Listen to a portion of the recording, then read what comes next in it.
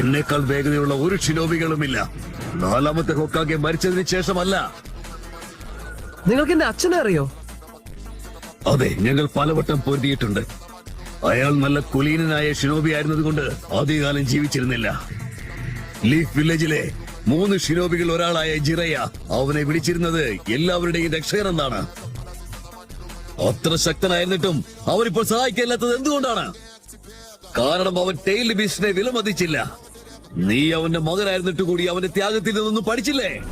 സ്വർണ്ണ തലമുടിയും ടെലിപ്പോർട്ടേഷൻ ജുത്സു, അത് ലീഫിന്റെ മഞ്ഞ ഫ്ലാഷ് ആയിരിക്കും.